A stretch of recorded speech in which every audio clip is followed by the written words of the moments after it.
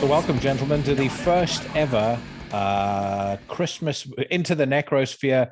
Have a merry Necro Christmas special. So I will, in the interest of fairness, and I've got I actually have, I should say, a very lovely bottle of Jose Hernandez Angels Reserve 2019 Malbec. It sounds pretty posh. It is posh. It's very good. I really have a good Tuborg. A Tuborg. Oh, I love a Tuborg. That one was is that what you got in a fight over when you hurt your ankle? Yes. One of the homeless people was busy drinking it by the alleyway. He said, "I want one of those." How did that happen? Your injury? It was just totally stupid. Like one of those moments I was on the phone with a friend and I just twisted my ankle like I don't even know, like twisted my ankle and then fell over and then Jesus, dude. That's it. And but bad enough that you had to get screws and stuff in it as well? Yeah, sure. Like it was like I had 4 screws in it. Now it's only 2. But And those screws are going to stay in it permanently, or is that 2 of them. I've got 2 of them out and 2 will stay. So you've already begun the transformation to cyborg. Yes.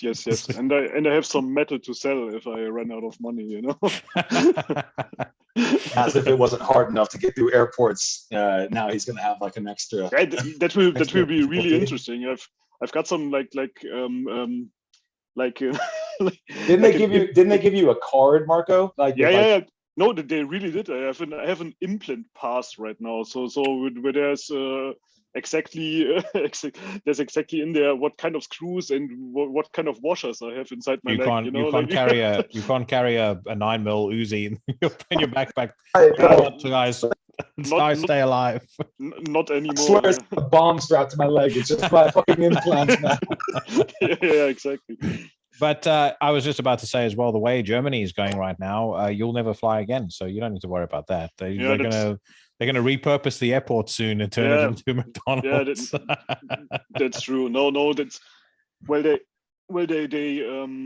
we had some government decisions here, like on when was it on Tuesday, and everyone was fearing a new lockdown and all of that shit, but it didn't happen. They it's just some really light rules, like you have to present a PCR test when you travel into Germany and so on, and you can't meet with more than 10 people if you're vaccinated. But it's really like that's after like January, right? Like after January, they won't let you get the gatherings of more than 10 or 11.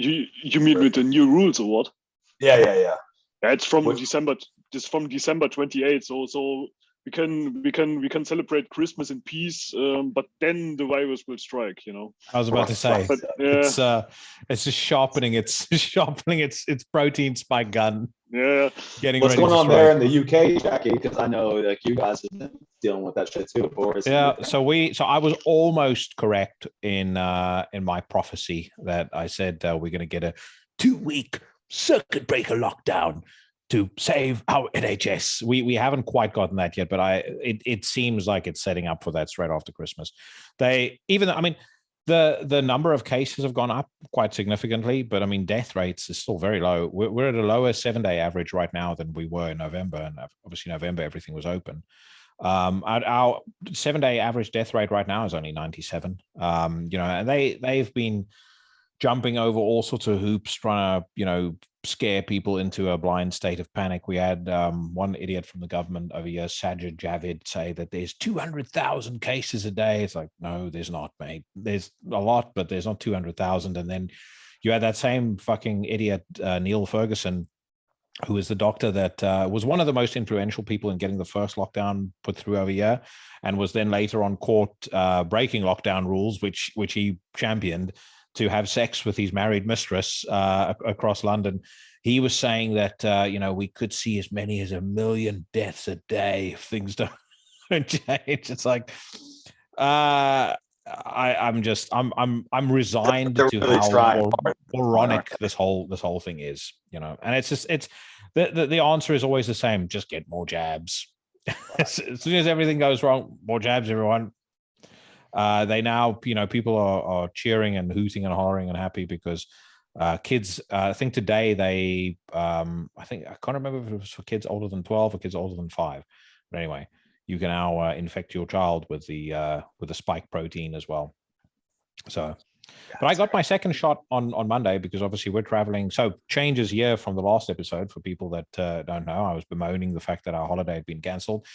Literally 2 days after we were supposed to have flown, South Africa was taken off the red list because the death rate and the hospitalizations and the cases there have dropped off the face of the earth. So we're back off to South Africa on Christmas Day. So by the time a lot of people are listening to this, hopefully, and I will only now believe it once we're actually physically exiting Cape Town Airport in a rental car, that I'm going to be able to be there. But we hopefully we'll be in South Africa for 2 weeks. And well, to a certain extent, it has to be damage control as well, right? Because like when Donald Trump said that he was going to close the borders down to the United States like during COVID, like everyone was like, nah, fuck that guy, he's a racist, right? And then as soon as they said it about South Africa, they're like, oh yeah, but then it's like y'all do the same fucking shit the other guy did, And well, it's the same fucking bullshit hypocrisy that all governments fucking guilty of, and that's why I'm always so skeptical anytime any government, I don't care who the fuck the guy is, Joe Biden or Donald Trump or fucking who knows who it is. Well, Trump has just come out now as a champion of the vaccine, so I'm surprised to see not see more people saying to not having more people going, oh, actually, I don't know about this vaccine anymore. It's like, yeah, but they were like, when Trump was doing the whole thing, they were like, oh, I'll never fucking take this goddamn thing, and now they're like, championing that you should take the thing. And well, now if you don't take it, according to them, you're no better than the Nazis. That's literally what somebody on Twitter said that I saw about a week ago. Yeah, it's I mean, the other day they were describing COVID in the same breath as they were the bombing of London in the Second World War. And they said it's no different. So what, a virus with a 99% survival rate is no different to fucking bombs falling from the sky and people blowing up. So yeah, I mean, it's like vice versa, even on the extreme right side too. I've seen memes of people comparing like the whole getting vaccinated thing to like the concentration camp, and like everybody just needs to calm the fuck down. Yeah, I agree. Everyone needs to calm the fuck down, man. Like this ain't the end of the world. Number one, number two, like everybody's just like so fucking at each other's throats these days, man. It's just like it's the problem is it's two extremes that are screaming at each other. If you think about the spectrum of ideologies and beliefs, you've got the extreme left, the extreme right yelling at each other over the center, and the center go, Jesus, when are you two gonna shut the fuck up? Right. It's like but at the moment it's like really shit's going haywire, because like the unvaccinated are against the vaccinated, and the government is somehow against the people, and like it's like all versus all, it's just I don't know. The thing is, for me, I've said this before, as somebody who had COVID, and I know it sucks. If I were in charge, I wouldn't have locked down for a minute. I would have had vaccinations for those who wanted. No lockdowns. Shelter the vulnerable. So anyone who's immunocompromised or elderly, shelter them. But everything else carries on. I would have basically managed it the way Florida managed it. I think that's the best possible outcome from a sociological, economic perspective. That's my opinion, but not everyone has to abide by that. But I think that's the best way to personally handle it. And right now, again, I don't care whether someone wants to get the vaccine or not. I'm now fully vaccinated.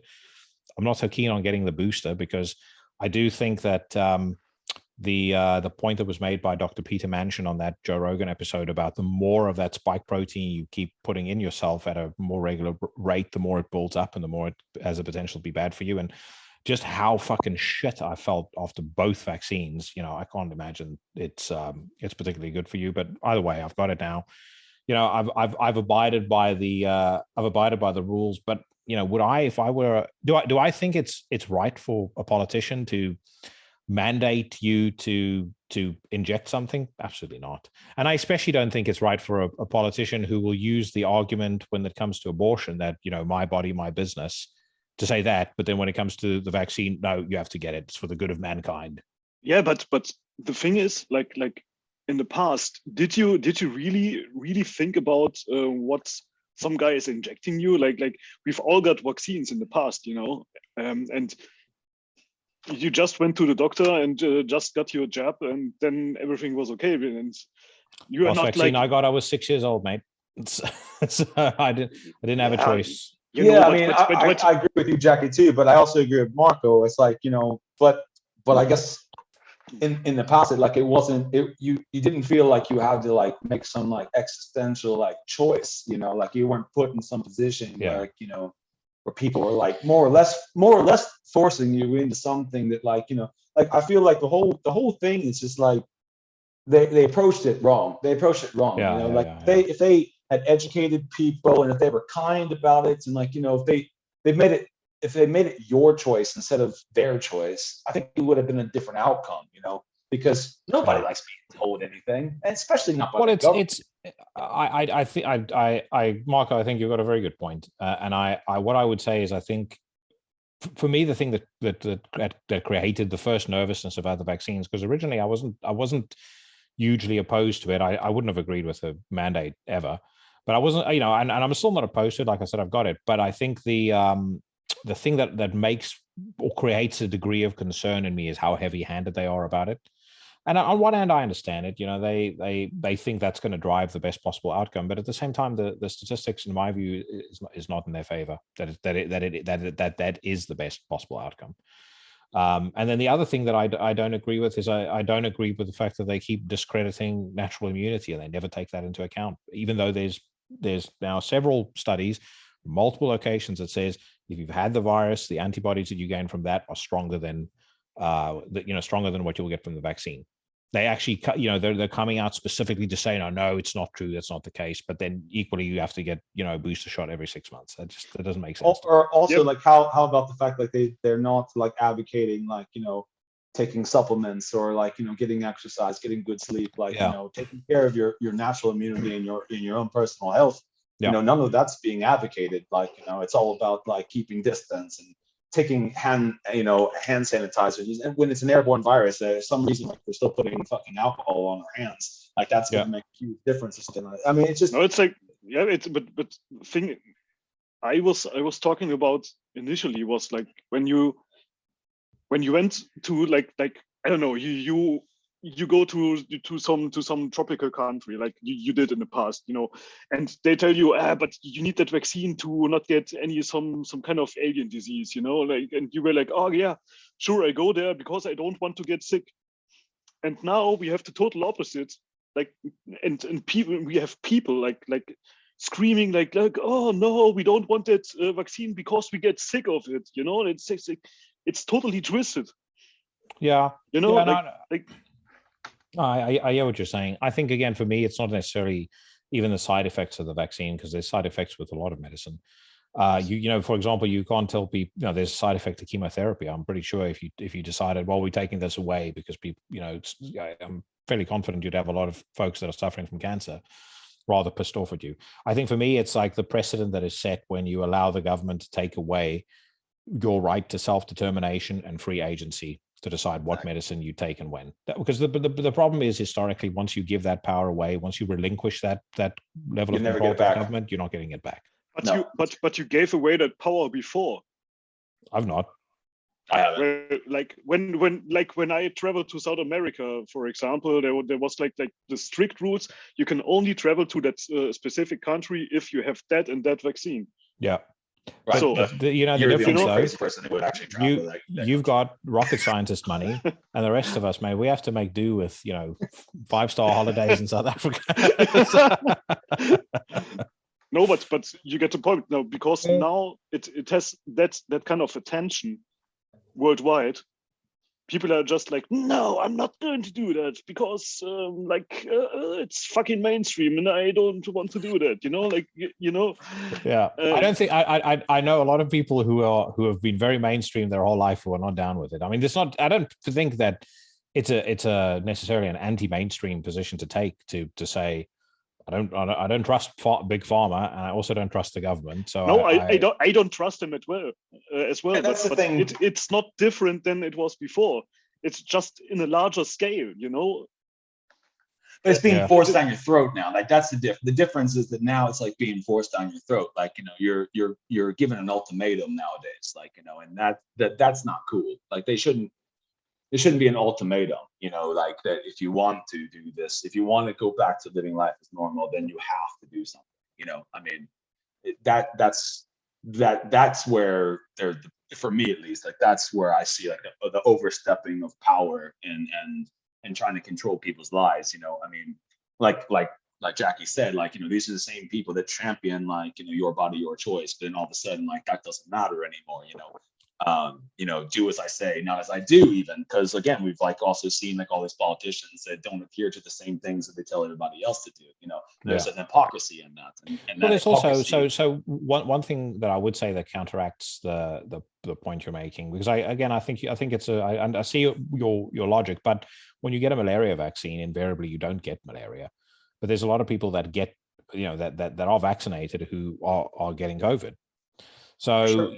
You know, I will say the track record of the vaccines against typhoid, malaria, the types of things that you will get when you go down as a missionary into darkest Africa or into South America, as you did, missionary for Jesus, which is what Marco does, then you don't get those illnesses. No. So and I've never known somebody like I would have probably been nervous if half the people I knew that got the malaria vaccine came back and they said, well, we ended up getting it anyway. Right. You know, then you'd go, well, I'm not sure about how well that vaccine works. There's too many breakthrough cases with this vaccine, and equally the vaccine was originally sold as once you get it, you're not going to get COVID ever again. Right. Then it started, you know, one breakthrough case after the other, and then all of a sudden it's like, oh well, no, it only prevents against serious illness and death. But there's an awful lot of people dying who are vaccinated as well.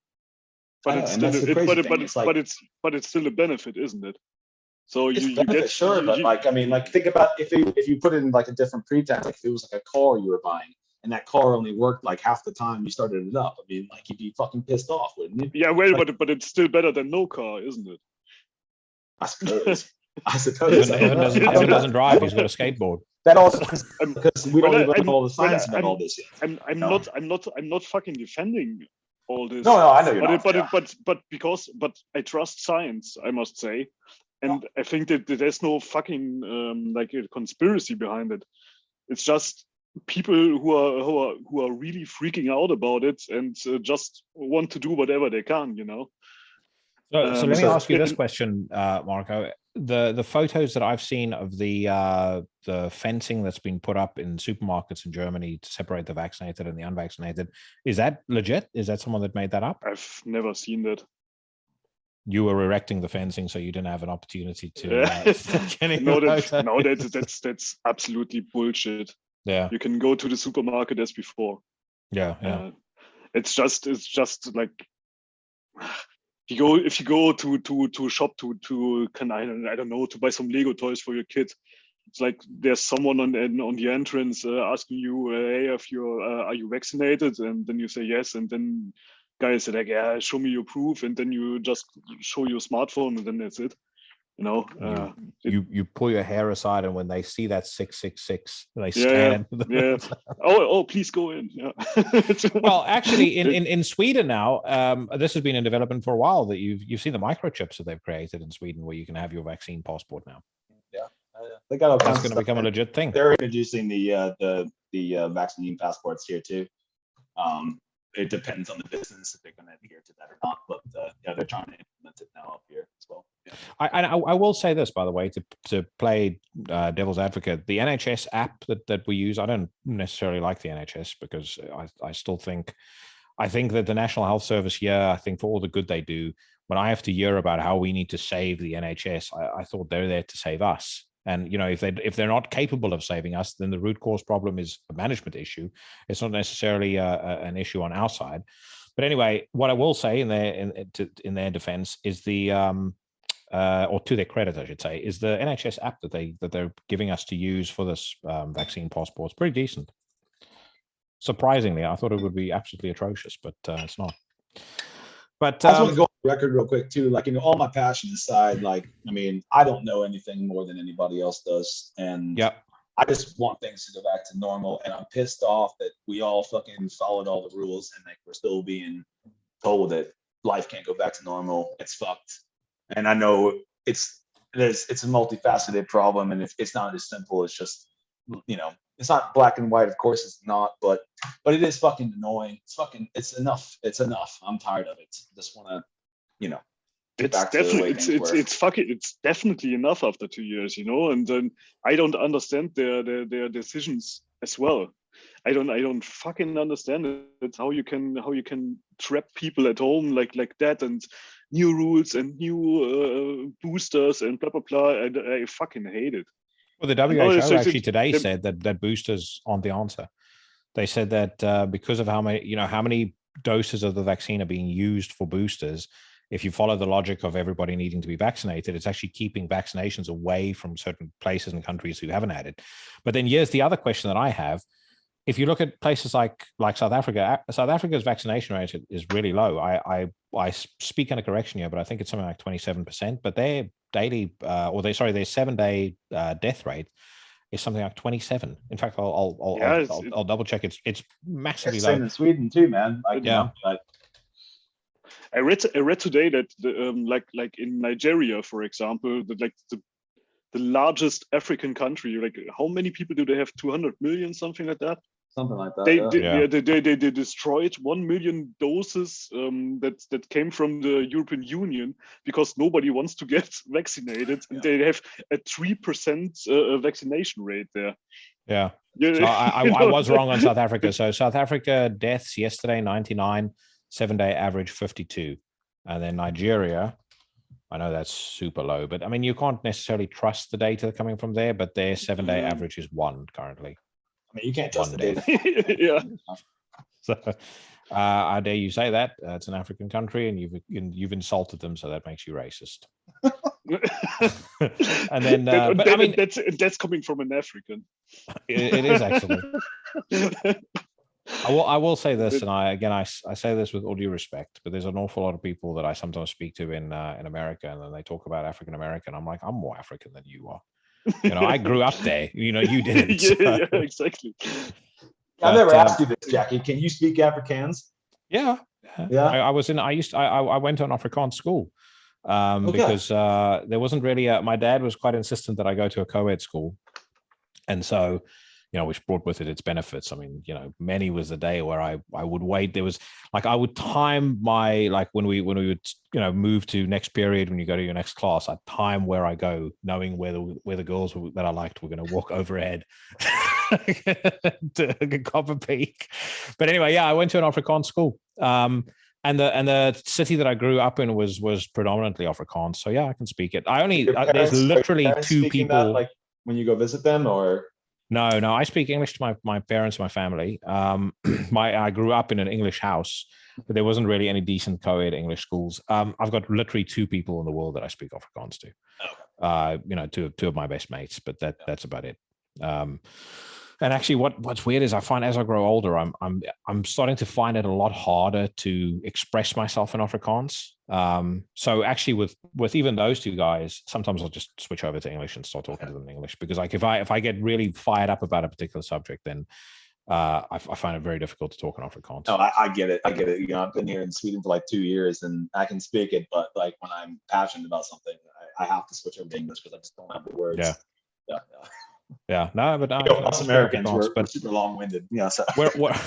where I grew up, basically, imagine you've seen Napoleon Dynamite. Yeah. So imagine the school that he goes to, and then add in a fucking weapons grade strain of Christian fundamentalism. Okay. And that's pretty much where I grew up. It's, walking around with a t-shirt like this, and having the opinions that I had. No, fuck no, dude. Absolutely not. I'll never forget some of the stories. I don't even know if I've told any of them on the podcast, but I was telling my girlfriend about it the other day. There was one teacher in particular who absolutely hated me, and the way our schools work is you go to primary school up to grade 7, and then grade 8 to 12 you're in high school. So he was a teacher in our high school. He was my like my register teacher. So you've got like a head teacher that looks after your class. And he was my register teacher in grade 8. But this dude would like pick times to just openly talk about me to the entire school. Our school had 890 students or scholars. And I'll never forget the one day, like every single day we had the square where we would all have to assemble, and you have Bible reading and prayer and then like school announcements and stuff. He did a whole entire speech right before he did his prayer about how, and this was his exact words, he said it in Afrikaans, but I'll translate. You often hear it said, Fred or Jack isn't such a bad guy. Yes, he goes to clubs like Powerhouse, which was like this goth metal club it was known I used to go to. And he writes Slayer and Venom on his suitcase. And you could, my book bag was literally like right next to at a class right next to the square, and you could see very clearly Slayer, Venom on the side. Can you just lift up your wine glass and say Satan? Oh, dude, that's the one regret I had with Gauls, not getting him to do that. Satan. But yeah, anyway. There was that incident. There was one where he proclaimed to the whole school, because again, it was quite well known that I was English at home and things like that, and in a school full of Afrikaans people. He proclaimed to the entire school that he's been doing a study about it, and it has turned out that the Antichrist is an English speaker. Oh my God! And then the ultimate one in grade 8, one of the subjects that I took was technical drawing. It's basically architecture. And you had this folder that you could decorate however you want, that you put all your project work in. And then there was this spot where we all had to keep our folders in this guy's class. And on one side of the folder, I had a bunch of Metallica, Slayer, blah, blah, blah. And on the other side, I had like for the entire like A3 size of it, I had the cover for Wasp's Crimson Idol. So, Blackie lying there on the bed and it looks like he's crucified. So one day I go and try and find my folder, and it's not there. And I find out later that the head girl of the school confiscated it. She assembled the entire school without my knowledge and showed them this and said, this was found this belongs to a grade 8 boy in our school, and started crying and praying for me and all sorts of fucking crazy shit. So yeah, man, it's exciting times. I think the main reason I never got into more trouble was academically I was very, very good. And I think that in a way pissed them off even more, but it meant they kind of left me alone because I wasn't a washout. I didn't take drugs. I didn't smoke, drink. I did nothing like that. I was just, I was as into metal then as I am now. I mean, now I'm probably a little worse than then, but for sure, I lived and fucking breathed metal. But you just mentioned. And that's coming from an English speaker. So there are Afrikaans speakers which despite English speakers there, or what? No, not really. There's a little bit of division, but not a lot. I would say actually for the most part, there's big chunks of South Africa where there's no division really, no matter who you are. People generally kind of live and let live, and the dream of the Rainbow Nation is alive and well. I mean, if you get the average South African around a barbecue fire, or you get the average South African at a rugby game, they're all on the same side, mate. It's a sad thing when you see, again, it's like the rest of the world. Like South Africa for me is very often, when I look at it, it's like a microcosm for the rest of the West. It's these pockets of extremists that fuck it up for everybody. And once in a while, you get these glimpses of what it could be like, where everybody could put their differences aside and say, we're building, we're building bridges based on our common bonds rather than erecting walls, on the things where we differ. Yeah, I lost my train of thought there, but you know what I mean. Yeah. Well, I got some glimpse of that when I was in Namibia, for example, and yeah. I mean, you know yourself when you were there. People are really, really accommodating, welcoming. There's a real There's a real strong sense of community there. I mean, I would go on record as saying even during apartheid, I mean, white and black still looked out for each other. I mean, genuinely looked out for each other. They would share stuff in much greater quantities than I saw now. I mean, I remember every single year, for example, This guy who worked for my granddad, my granddad would buy clothes for him and all of his family. He built a house for him on the farm where my grandpa, that my grandpa had. He paid for his kids to go to school. I mean, there's a lot of kind of charitable stuff like that was done, even during the bad old days, and still gets done. And so I think, again, I think it's very difficult to try and describe South Africa and the history of South Africa to someone who didn't grow up there, because you always only have kind of one view of it. But it's very much, as Alan Averill says, the truth lying in the gray area. I mean, it absolutely needed to change, but it was on the way to changing more or less all of my life. I was born in 1980. I think Nelson Mandela, if I'm not mistaken, was released in 1991, and we had our first elections in 1994. So actually, I think he was released in 1993. But there was a build up, towards that happening, for a very, very long time. And during that time, a lot of people, some of them, probably had to be a little braver than most. But it was certainly not, people getting shot in the streets and thrown into prison and concentration camps and crazy shit like some people make it out to be. Right, I get it. Yeah, well, you have to be there to really experience it. And when I look at that American guy that lived in California and the guy that grew up in South Africa, I'm such a lightweight somehow. The American guy that lives in California with Elon Musk. No, that's that guy we have in our chat here. All right, yeah, that's fair enough. Well, like I said, mate, look at what you've gone on to be, a cyborg rocket scientist. Cyborg rocket scientist, black metaler.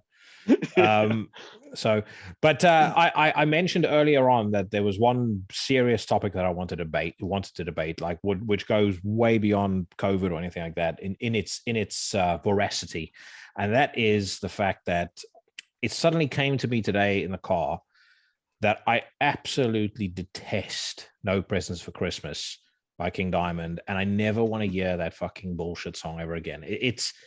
I like King Diamond very much. I like Merciful Fate very much, but that song to me is now on a par with Wham's Last Christmas.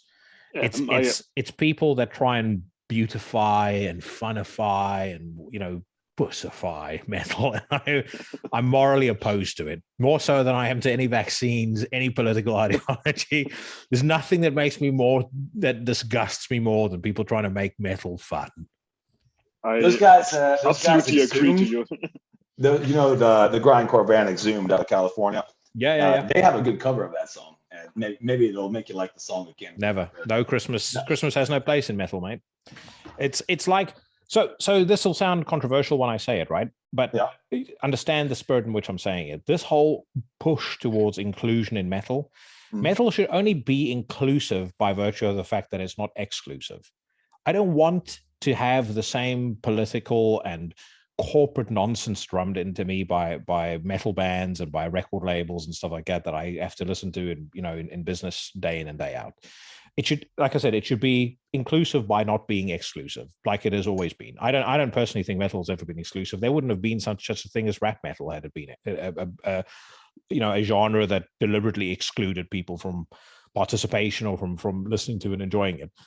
But I don't want anything like that. I don't want political agendas. I especially don't want anything to try and make it fun. There's a band who will go unnamed, but I'll mention it to you, both of you guys off air. I bet you guys will be able to guess who it is. They were on my podcast. Very nice guys. Music's not bad. I've been so disgusted by the crap that they post on social media recently with emojis and fucking little quizzes and all sorts of nonsense like that. I almost wanted to delete that episode from the Into the Necrosphere archives and go, I'm just never gonna. I'll pretend that this never happened. But do you not like any okay, so take all like the Frank Sinatra and Bing Crosby Christmas songs aside. No Christmas music. None whatsoever. Like punk, like the Vandals, or like Shane McGowan. No.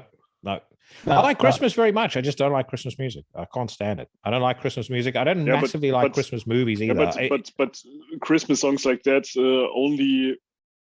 only exist because you're assigned to a major label and they expect something from you to sell some fucking ridiculous Christmas jumpers, But I like, for instance, like I really love Fairy Tale of New York by Shane McGowan, like because that's like Christmas, like for real. Like it's a story about like a drunk asshole, and like just hating life and like hating the holidays, and, like and it's got like some more real behind it than like just fucking like Baby It's Cold Outside or something like that, like Baby It's Cold Outside. I dare you even mention that sick and disgusting misogynistic song. They still debate that song, whether or not that song is sexist or not. But there's no debate, mate. If you speak to the woke, it's the worst song ever. Yeah, but now listen to this empowering song by Cardi B. WAP. Well, for me, Christmas is Die Hard. Watching Die Hard on the Christmas Eve is just it has to be, Yeah, that is cool. I've made it a bit of a tradition with my daughter to watch the Lord of the Rings trilogy when she comes to visit for Christmas. So we actually finished it last night. Which when we were on the group chat on Facebook, when you sent that Saruman picture, I was like, yeah, I saw that last night. That to me, that's the ultimate Christmas movie. That and The Exorcist. Well, sane people can talk for a second. So do you consider Die Hard a Christmas movie, Marco? Of course, because it's only it's only on all TV broadcasting channels only on Christmas, at least here. So you never see it, never all year. You don't fucking see it, but on Christmas. I agree. I think it's a Christmas Eve movie. It's a Christmas movie for sure. And of course the Christmas. Yeah, that's my favorite. I watch Christmas Vacation every single year. I love watching Clark Griswold just get his ass kicked. Bad Santa is a decent. When he puts that fucking silicone spray on the bottom of that sled, and like he just goes, and it's just flames like shit up in the back. Yeah. Or when his cousin is cleaning the toilet from his camper, Just empty in the shitter. Yeah. You guys both sicken me, but like I said, Bad Santa, that's a decent Christmas movie. Why do we sicken you?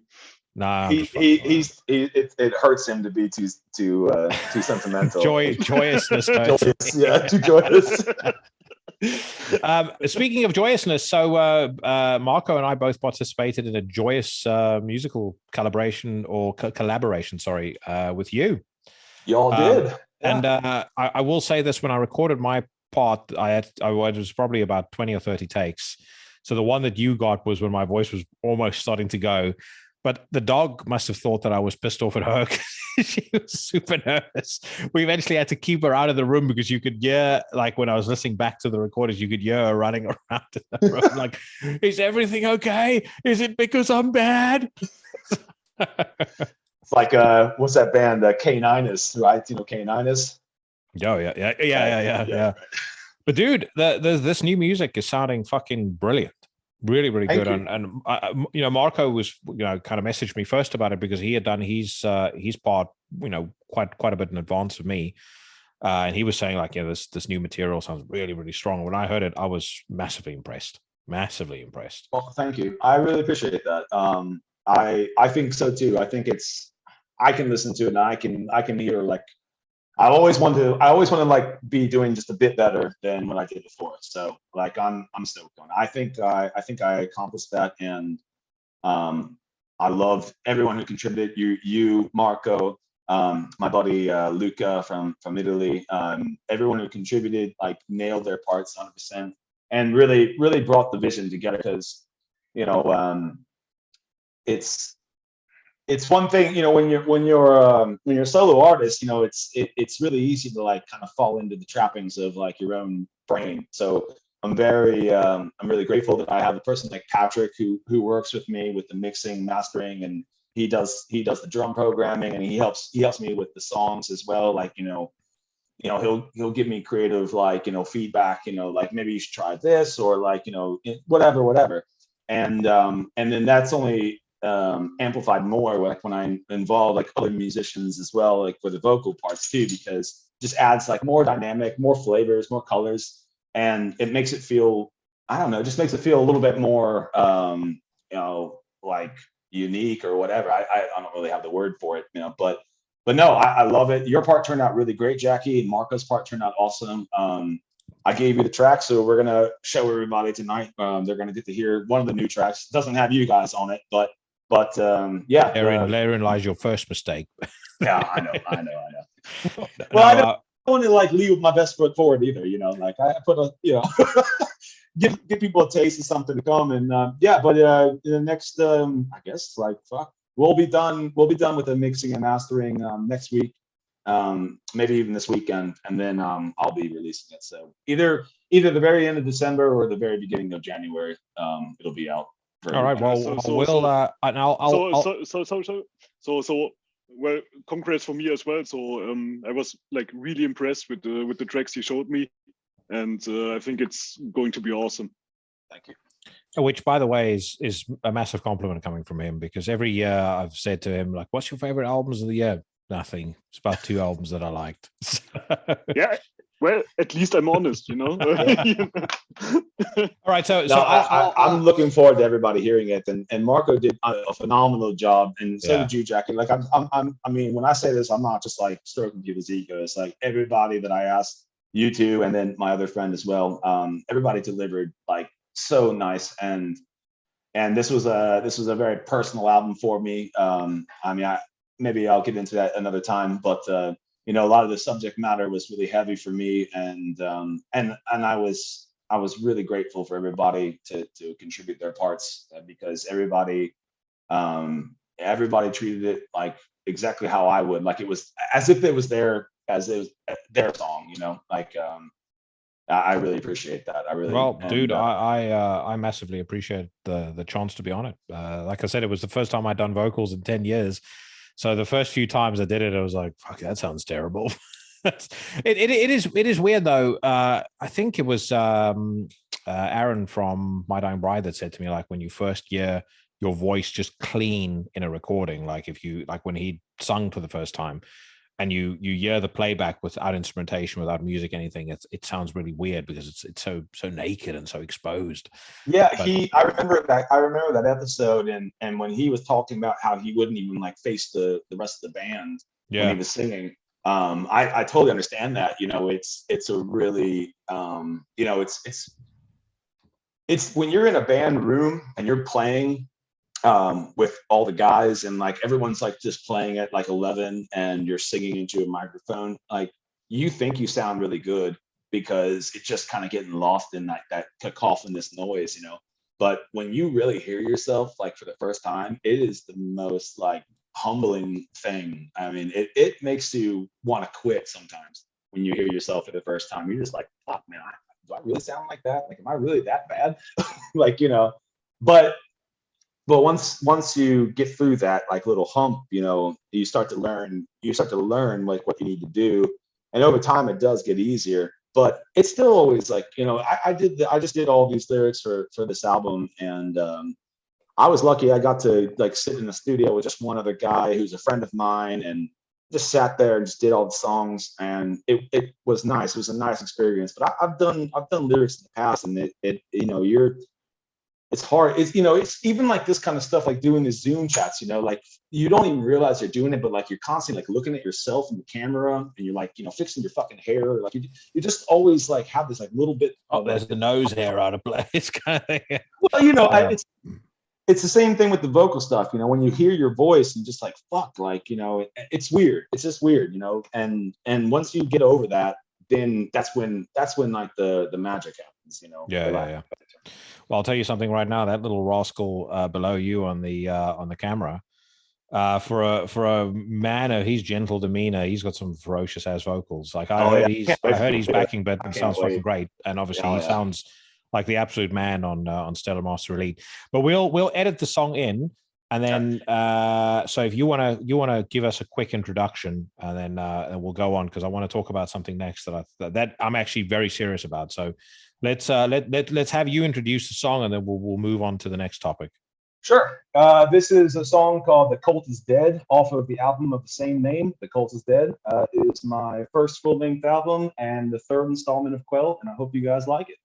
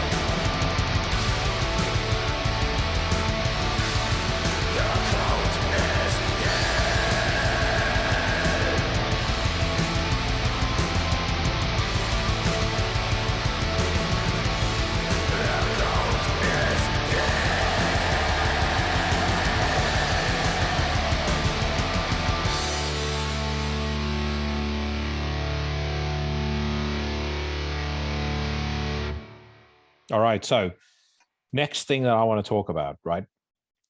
In fact, actually, before we get to that, so when is the Quell album gonna? When would it likely be out? If as people have just heard the beginning song, of January.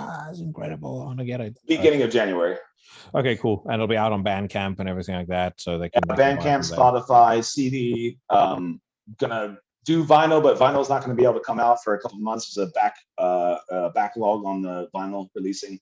But he's going to do vinyl for this one as well. But yeah, it'll be on every streaming platform plus Bandcamp. And then, Yeah. So Marco is going to probably know more about this topic that I want to talk about than I do. But I have kind of played around with the idea. I've mentioned it jokingly a few times on the podcast. And recently I've started to think to myself, maybe there's something to this. Like I've said this many, many times. there are so many fucking good bands that are way better than stuff that's being put out by labels, where I get their demos, I hear it, and it's mind-boggling to me that they're not signed.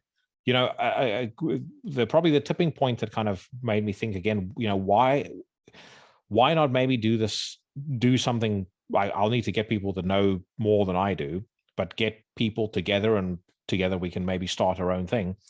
But I saw Cheyenne from DriveX post something again the other day, you know, asking for interested labels. I've heard his new stuff. If that doesn't get signed, something is completely fucked. It doesn't make sense to me that somebody can hear that and not sign it, especially not with the guy's backstory. Well, I was about to say, I mean, that I've said that to him many times. That to me is it's one of the great mysteries of all time, and the list goes on and on and on. So you got DriveX, Quell, Stellar Master Elite, right there. 3, in my view, could be marquee bands, and then you've got Born Ultra out of Los Angeles, incredible band. You got Thundering Hooves, incredible band. Why their record was put out independently again, I have no fucking idea. Cult Burial, amazing band. You know, and again, on and on. Master's Call, on and on and on. The list goes. Recently, I played a band called Elder Freya, which is just as good. So I kind of feel like if I could find the people that had the will to do it, because I don't have the time to dedicate to something like this full time.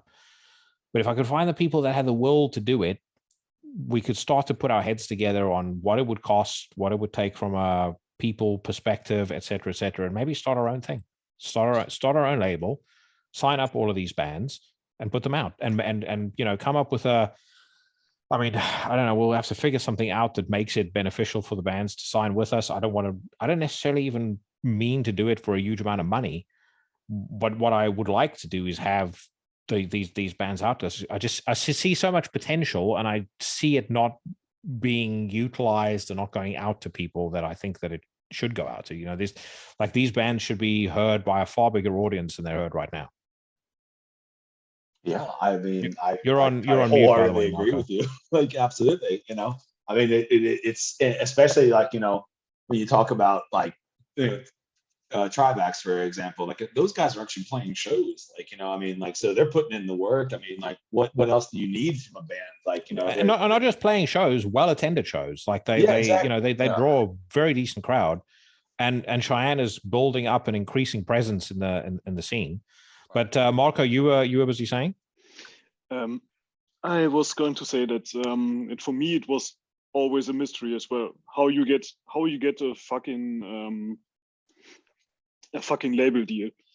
So it obviously is like that. It's no matter how good your stuff is, doesn't guarantee you a spot on any label, because like I know so many bands that brought out killer stuff, and I was like, yeah, well, they have a record deal, and they just wrote like applications to labels, including us, like hundreds of applications, and all you get is like, no, not interested. And then you see the same labels bringing out the worst shit ever, and then you're sitting there like oh my god, how can this even happen, you know? Yeah.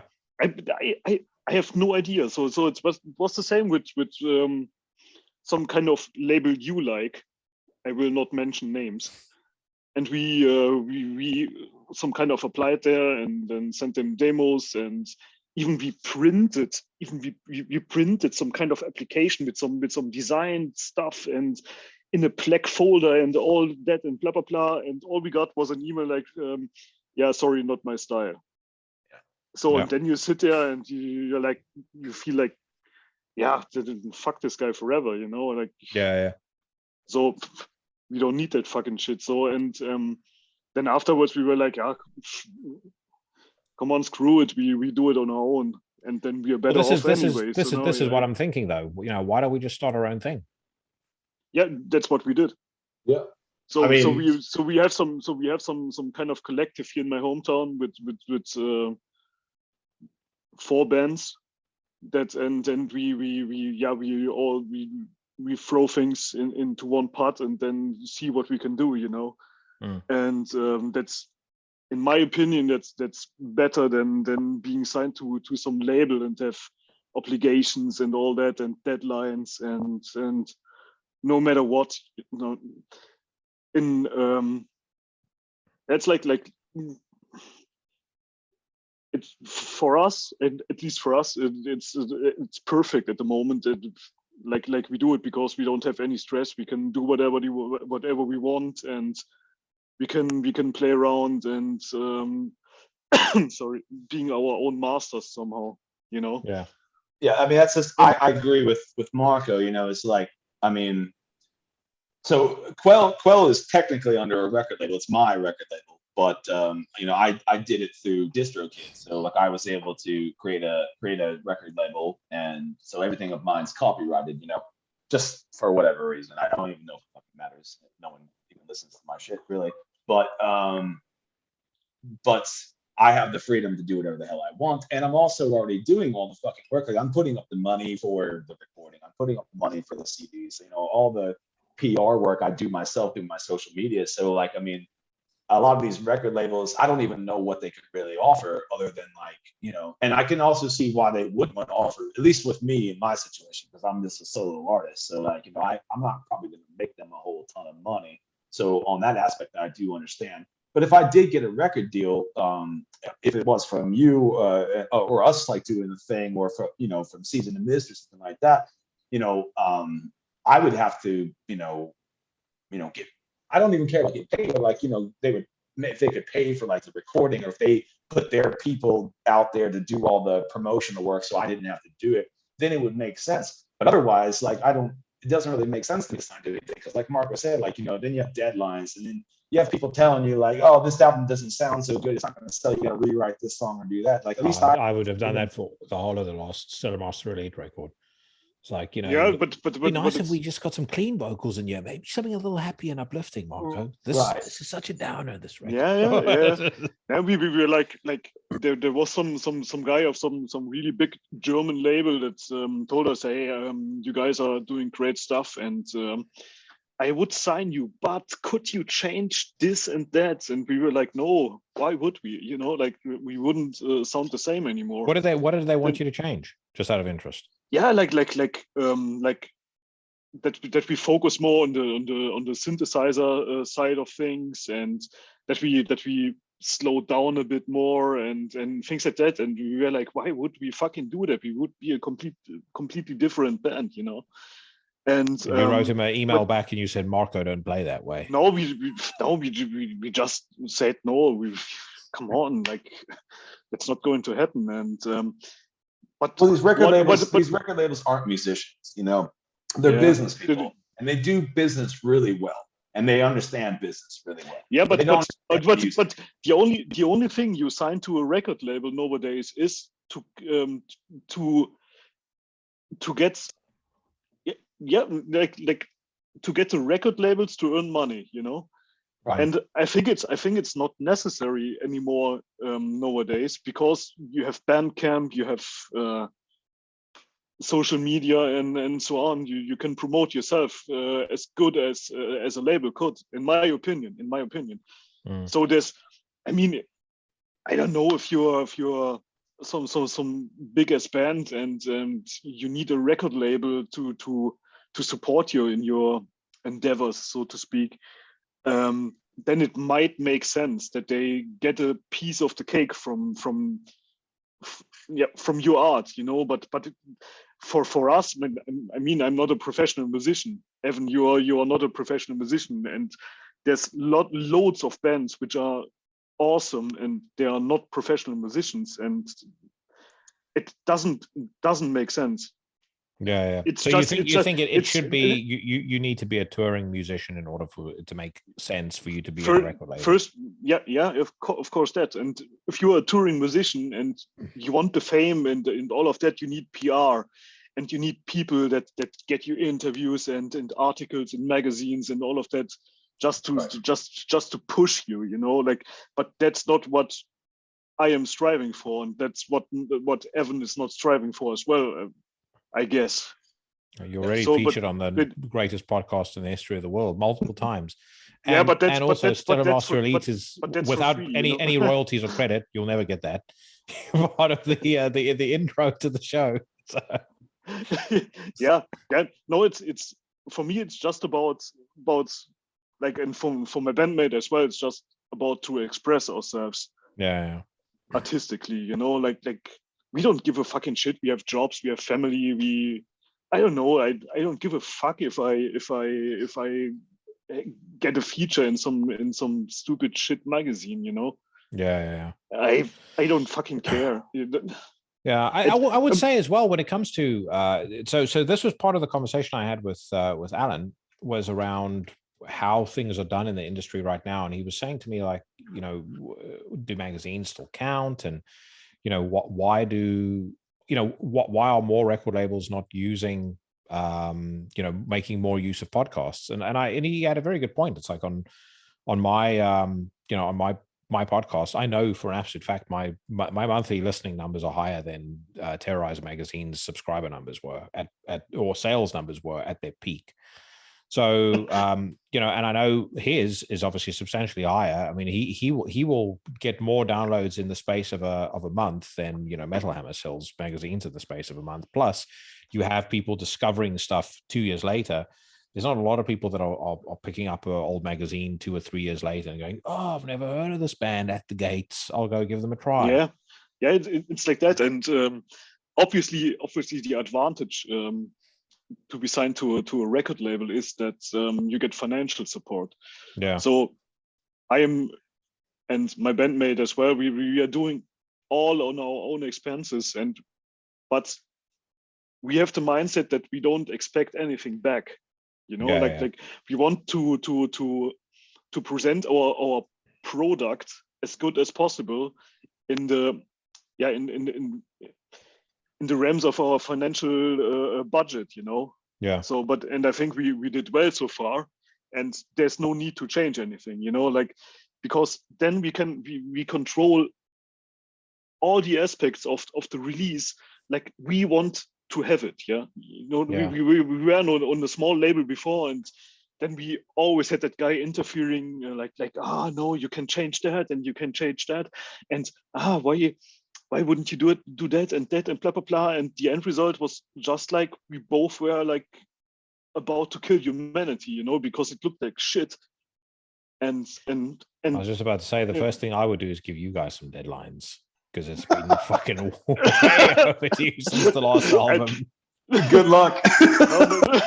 No, there will be no deadlines with us. We are just fucking slow, and I really like it because ideas can brew and so on, and you can work things out and maybe add things, maybe delete things and add other things. So that's the way I like to work, because I want to be a musician. I don't want to be a producer. I want to be in the rehearsal space and actually play music, and see what develops out of it, and that's fair enough. That's what being in a band and being a musician is to me.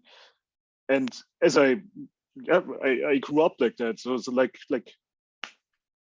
dirty, like I want to have it dirty. Yeah, Evan, for Evan, music means bimbos and blowjobs. No, Evan is a fame whore, in my opinion.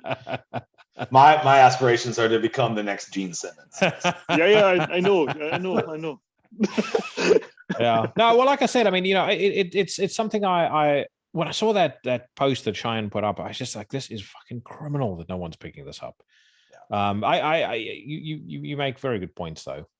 I do wish there was something one could do to just at least these kind of get to that point where you have maybe that collective that works together. I mean, the collective sounds a bit like communism, but still something that just some sort of structure that kind of pulls all these bands together and goes, okay, we can have X number of resources available. Yeah, of course, but you can still have a collective like we do with the bands, but it's all the same people that play in every other band anyway, but it's a good thing to do. Like, like you don't need, I don't want to be a clerk, I want to be a drummer, like I don't want to care about things. I just want to make and record music. And I don't want to care about other things. Well, your deadline is before my birthday, so there better be, and that's March 27th. There better be some new Cinemaster Elite music released by then. I will record the longest fart in history for you.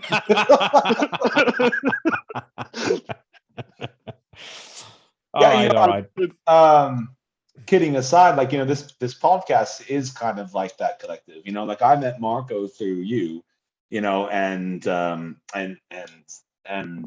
I've talked to Cheyenne and some other guys too, through this podcast, and this podcast has been really a nice like breath of fresh air, like, because it's brought together like people that I would never have known were doing the same exact thing that I'm doing, because that you have like the ear for it, and you have you're driven to show these these lesser known bands like to the public and stuff like that.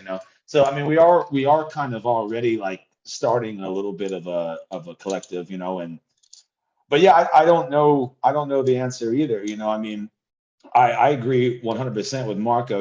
Like the whole record deal thing. I don't know that it is really cohesive with the kind of music that we do, because bands like Stellar Master Elite and Quell and so on and so forth are so unique in their sound that, like, I mean, if I had to be like, if it was required of me to like play music that sounded more like Behemoth, like I could do it, but like I wouldn't want to do it, but that's the thing that's going to move units, and that's the thing that's going to sell show tickets and stuff like that, and I don't know that I have that in me, I think I'm too stubborn. I'm a really stubborn person. Like, I want to do the kind of music that I want to do, Well, mate, I mean, one, I take it as such a huge compliment, you saying that about the podcast. And I, if that's what this, would evolve into being, I mean, I'm full bore into that. And I think one thing people need to understand is, yes, I enjoy talking to people like Jack Gibson from Exodus or Aaron Stainthorpe of My Dying Bride. I mean, those are people I've grown up liking. But there's also a method to it. I have those people on the podcast, or I will pursue getting those people on the podcast. One, because I want to talk to them, but two, because if I have somebody like that on the show, it creates additional interest in the show, which means that next time I have a smaller band on the podcast, now more people hear it. So it creates more exposure for bands that I believe have a certain degree of potential promise, whose music sounds good. There's a lot of demos that I get that I don't play, and there's still a lot of stuff that frankly I should get on the I should play on the podcast. I just haven't got around to doing it yet. But for example, like bands like Exodus, they started out as every musician did, like a garage band, and just enjoying themselves playing shows in some in some shit club, but they grew in different times, like back in the days, getting a record deal meant that you could like develop yourself as a musician, and you were more free to tour around, to play shows and blah blah blah, and that's just not a given anymore, like you don't need it anymore. Right. People have access to, I mean, I did this entire album at my house, and just sending files back and forth, to you and to Marco and then to Patrick and stuff like that. Like, which incidentally, when I get to my best of 2021, when I do that next year, I mean, that's how a lot of my favorite albums were made. Right. But that wasn't available back in the 80s and no, maybe even in the early 90s, and that's why it paid to have like a record deal, but nowadays, like, I mean, record industry is like dead, and like, I mean, especially like, I pay $35 a year for DistroKid, and I have full access to all streaming platforms, and all my music just goes up, and I control the whole thing. Like I said, I can copyright all my music through DistroKid as well. So I mean, I really have no need for a record company, other than if I did have aspirations to like tour. But see, like, even then, like, if I wanted to like put a band together, like, I would have to do that. Like, the record label's not going to be like, oh, you live in Stockholm, Sweden, well, we have all these other musicians and we'll just give them to you. Like, they won't even do that kind of a thing nowadays. Yeah, but that's kind of bullshit. Then you get that. Then it's then it's like in some kind of dating show, some trash dating show you see on TV. Like, you want to do what you want to do and not what other people want you to do. Like it's not about well, maybe I don't know how it was back in the days, but nowadays you kind of have to sell your soul to get some support, and that's just it's what would be a cool idea would be if there was like an into the Necrosphere like festival where like and an intro into the Necrosphere All-Star Band. But like if all these bands could like get together in like in one location or something like that, I mean, Kelly's doing that right now with the Slade of the Underground. Like they're starting to throw shows down there in Australia and stuff like that, and they're using the podcast as a way to like sort of promote the shows. But they're getting more and more into the scene, like physically getting into the scene. And I mean, that would be a cool thing, I think, because again, like there's, like you said, there's so many good bands out there that people are just so oversaturated with everything that's like in your face all the time. Like, that there's nothing wrong with Behemoth and Archspire and like all these bands, stuff like that. But like we're constantly bombarded with those bands instead of like getting like, exposure to like underground bands that like are just as good, if not better. But maybe having I don't know, but it would be cool. It would be cool to like do a festival show or something like that, with like all of these different bands, that you featured throughout the years. And like, if there was a possibility, if there was a way, I mean, post COVID, that like all these people could get together in like one place, I think that would be more impactful than anything else, because that would be so really effective, like booking a small venue like 200 people max, and Jackie is selling his merchandise there, I'll tell you what, I'll make you a deal. If Marco agrees to play live with Stairmaster Elite, then I'll do it. Hand on heart. If Stairmaster Elite will be on the show, they'll be on I the already lineup, told Marco that if he could convince his bandmate to go along with it, that I would play in his band as long as he played in mine, so that we could do a live thing. It's not on me. I'm a sucker for live gigs. I love playing live, but unfortunately, it's not the case with my bandmate. So, and he has a lot. Yeah, he has a lot to do at the moment with like wife, kids, and blah blah blah, and like. If you can see, if you can convince him, or even if you can convince him to let somebody play his stuff, then let me know, and then we'll start figuring it out from there. It's not going to be 2022 because it'll take a while to do it. But if it's like 2023, we do, into the Necrosphere festival. If we're all still alive. And then we get we'll get a decent band to headline it, so a band that'll draw eyeballs. Like Iron Maiden or something. No, definitely not. No, like I'm thinking like maybe we get like this is wish list scenario. Tombs? Maybe we get I was literally about to say Tombs, or we get Voices. Or maybe Tombs and Voices co-headline, or maybe I beg, plead, pay for them for tickets, and I get Antichrist Imperium to come over, and Matt and Sam come over, and obviously David and other Sam are here. So that would be awesome. I would say I would agree in the blink of an eye, but well, it's not on me. It's not a dictatorship, You need to start having some conversations your end then. So, but well, if anybody wants to have me as a guest, I'm in. I do vocals. I play drums. I even you could be like even if I can't, like Dizzy Reed on the Guns N' Roses Use Your Illusion tour. Like there were some songs where he would just play the tambourine. Or like cowbell, like more cowbell. Yeah, exactly. I'm available so as we were talking about record labels putting money unnecessarily behind bands, there's a couple of bones I wanted to pick in 2021, and this is not something I need any additional time to calibrate. My biggest disappointments of 2021, I'll start with, and then I'll talk about most overhyped, because those fucking bullshit bands I've insulted plenty on the podcast already. But biggest disappointment of 2021 by no small stretch of the imagination. I'm keen to get your guys' thoughts on this. And again, it was going to come as no surprise to anybody. I've tried so many times to listen to this and like this album. And as much as I love this band's previous record, this new one fucking sucks. And that is The Ruins of Beverest, The Tool Grimoires. It is such an abysmal record. Everything that was wonderful about Exuvia, like the journey it takes you on, the atmosphere that sucks you in, the crushing heaviness, like the way the songs kind of just flow naturally from one sort of ebb to the next. This is just everything it's just the antithesis to that. And then the worst of all is the overuse of major chords, which in my view, when it comes to metal, is more than twice on a record. It's just such a... I was so devastated by this album when I heard it, because I was so excited to hear it. I was expecting to, like, exactly the same way as Exuvia. Like, Exuvia was one of those albums that it kind of reaches into your soul and like moves your guts around when you listen to it for the first couple of times, and it still does whenever I hear it.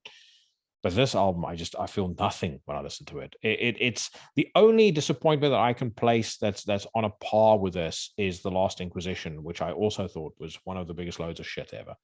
As much as I loved the previous records, but yeah. So I'm gonna throw it out there. That was my most overhyped, biggest disappointment of 2021. I think you were a bit over emotional with that. That too. I'm not over emotional. I'm invested. They are responsible for my second favorite record ever. And this record is a disgrace, mate. This is like, I feel like the way people felt when they heard Load for the first time. I was well, for me, I was a bit confused when I heard it the first time, because, like you said, it just sounded different. But after a few more spins, I was like, it's a combination of the old Ruins of Beverest and the new one. You know, like it's definitely not a hit album. I agree with that, but it's definitely not a disappointing album for me. I don't really have a horse in this race. I only listened to it one time through, so I really didn't give it. Did you like Exuvia? I did, yeah. Yeah. I did. And I know you feel the same way as I do about Exuvia, Marco. I mean, that to me is Exuvia is awesome, but it's still not my favorite Ruins of Beverest album. Really? No. No, well, that for me explains an awful lot. No. For me, it will always be like Unlock the Shrine. Yeah. No, for me, there's only one record like that has been released in my lifetime and more that I like more, and that's Corazon by Akrokaka. That's the only record I like more than Exuvia. Exuvia to me is masterpiece, but this album it just didn't cut the mustard.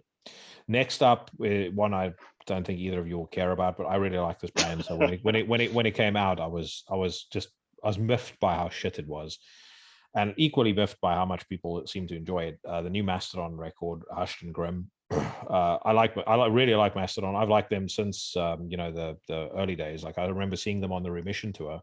And I actually have a photo with Troy where, I mean, there was about 100 people at that show. And I said to the dude I was with at the time, like, this band is going to be fucking massive. I guarantee you that. And then you listen to this new album and it's just a fucking puddle of uninspired poo. So there was one song, I'm looking at my phone right now because I don't remember the fucking name of it now. It was their first single that came out. I think it's, I don't know if it's the Eyes of Serpents or if it's Sickle and Peace maybe. It was the first single that came out. I actually kind of liked that because I thought that they were getting back into like their more like metal kind of like grooves and stuff like that. And then the rest of it was all right, but it wasn't like it definitely wasn't. I mean, for me with Mastodon, like the Sands album was really great. But I'm still like the Oblivion is or Crack the Sky. Crack the Sky is still like is it Crack the Sky? Is it Crack the Sky or Oblivion? Yeah. Like, to me, that's them like at their peak. You know, for me, I think that album was like just a great showcasing of all their skills. And I mean, of course, bands are allowed to have like, you know, everyone's allowed to have a flop, but they did that Hunter album, and I couldn't have been any. See, I really like that album than that Hunter album, really. Yeah, no, I differ with you there. I really like that. Did you like that one? Yeah, okay. I like that. I liked Once More Around the Sun, and I liked Embarrassed Sand. Just this album, I just couldn't get into. And I know all Marco is thinking is death to false metal, death to false metal. No, I was just listening to you. I like Crack the Sky a lot, but I didn't listen to the new one yet. Yeah. It's just I didn't like it. And the other one, I know this is one of Marco's favorite bands. Again, I've tried to get into this so many times. And actually the other day I was like, let me give it a proper listen. And I put it on the hi-fi and I switched it off after like half a song. I was like, this is so fucking badly recorded. I can't believe someone made somebody pay for this. The production on this is as egregious as Saint Anger. And that is Eternal Fails by Darkthrone. I think your load of crap. I think your hi-fi is just too good. Possibly. Right. That's what it is. Listening to it on shitty enough speakers. That's the problem. Well, I do think if you listen to it on headphones, it sounds better. But, oh my God, what a shit album. It has one very cool song, track 3, but the rest of it. And the thing about it is, we're going to talk about this a little bit later, the new Funeral Mist record. I mean, the new Funeral Mist album, if I give a preamble to that review, that was basically Daniel Roston saying, move over, little boys, and let the fucking man show you how black metal is made. You almost feel like he was looking directly at Fenris and at everybody else when he was like, I'm not even going to, there's going to be no hype, there's going to be no interviews, no countdowns, no social media shit, nothing. Here's what black metal sounds like. I just thought it was abysmal. It's probably going to be an unpopular opinion, but I think we all know about that interview that Ted did recently, and where he said some silly things about black metal, and I think to a certain extent, Darkthrone has kind of become a parody of themselves. Yeah, I agree. And I mean, like I said, it's not going to be a popular opinion, but I wasn't too stoked on the most recent album either. It's sort of, I don't know how to really put it to words, but it was the same kind of thing that Satyricon did when they did they come from Now Diabolical, which was a complete transformation of that band into deep call punk deep and just a gorgation of fucking music, And I feel like Darkthrone has kind of done that to themselves as well, But there were two differences. They keep on trying, and they keep on, they keep on putting out music, and they have a fan base that loves them, and and I'll still love those first few albums by Darkthrone. I mean, there's no question about it. I always love stuff like Hate. I mean, there's a lot of Darkthrone records I like, and the thing is, I'm generally speaking a lot more lenient with bands. I've been on board with a lot of the later stuff, and I understand when people change. I was one of the few people that I knew that didn't fucking have a shit fit when Paradise Lost put out Host, for example. I thought it was a great record. I was like, I can see where they're doing something a bit different. I think it's a cool album. But Eternal Fails. I actually completely agree with you. It's total parody of Darkthrone.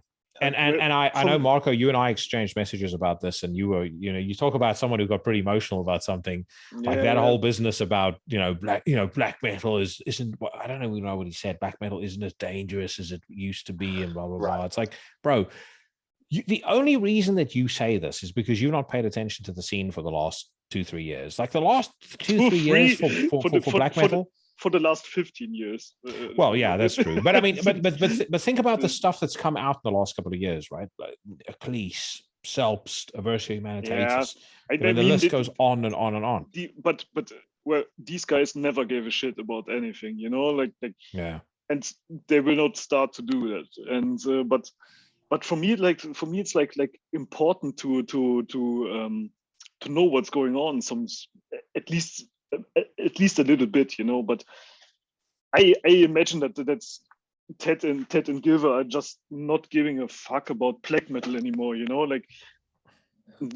then we have that label thing again. They're on Peaceville, they are Darkthrone, they have to put on an album because it will sell like fuck.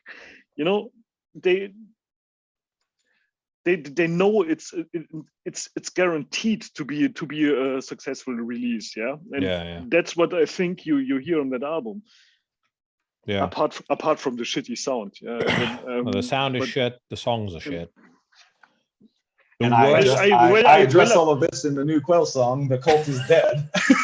The worst part of the song, or worst part of that whole record, is on the song. I think it's "Hate Cloak." Like there's a part around minute 6 where the song inexplicably just ends, and then he goes, or not ends, like the music stops, and he goes, "Eternal Hails." It's like, yeah, but you should get fucked up for putting that in. Well, I don't want to put myself above Darkthrone, and but it's just my opinion. But it's with a lot of that old bands, like Evan mentioned Satyricon and so on, and then you have the more mainstream ones like Metallica and stuff like that, and it just fucking sounds so uninspired somehow. Right. Exactly. Well, just hang it up. I think Evan hit on something that's a theory of mine, and I'd be curious to get your 2 thoughts on this. I do think when I look at the bands that continue to make relevant, great music, that have been around for a long time, like take a band like Testament, or take a band like Napalm Death, or a band like take Funeral Mist. Those guys are still very much into the music that they listen to. Because they are still some kind of underground, Yeah, was because they're so poor. No, because they're still somewhat flying under the radar somehow. Right. At least in my Testament, not Testament, but the other ones definitely. Yeah, and there's still some kind of like free to do what they want, Yeah. And they don't have to please their audience. I definitely do feel like if you read any of those old interviews, by the thrash bands, they're like, we were all trying to one up each other, blah blah blah. It's like, well, if you pull yourself out of that mindset and you go, well, now we're just making music that pleases ourselves. Like, yes, you shouldn't try and be derivative of another band, but if you don't feel like you need to prove something, that's when you make records like Eternal Hails, or that's when you make records like the fucking last load of shit that Metallica put out. Versus Exodus putting out Persona Non Grata, the last Testament record, the last couple of Napalm Death records. It's just totally different. No, I think for me it's like when you get to that point when you think that you don't have to prove anything, that's when you can get really creative, because you don't give a fuck anymore. At least that's my opinion. It must also suck being like Darkthrone or even Mayhem for that matter, because there's such it's because there's such a demand for you to sound the same and be the same and that's when things go wrong. Right. Yeah, but a band like Funeral Mist can just like disappear for a while, and then they can just like, oh, by the way, here's a new album, boom, here you go. And then, next week, you're like, I haven't even heard about this. What I would say is, mind, Marco maybe has a point on that. If you look at Mayhem, they don't have anything to prove anymore, and they've done something different on each record. But every fucking record's great. I mean, I couldn't care less what anyone says about Esoteric Warfare. It's a brilliant record. Same with Autobot KO, and I think Demon is incredible. It's a record I still return to by default frequently. Yeah, but Mayhem like move in some kind of like really tight space. Like what can you do with black metal if you don't want to add like I don't know, like synthesizer solos and whatever, that it's still black metal. And then they've got like some really brilliant guitarist, which is Teloch. And they got Attila. I mean, the best thing that Ben ever did was get Attila back on vocals. Yeah. Agree. All right, let's move on to the next one. This one probably won't spark as much debate, but it's a band that I stuck with this band through many changes. Like, I didn't mind when they went a bit goth metal or goth rock, But this record to me is a fucking disgrace, and I've seen it on a couple of people's best of lists, and I think that's also a disgrace.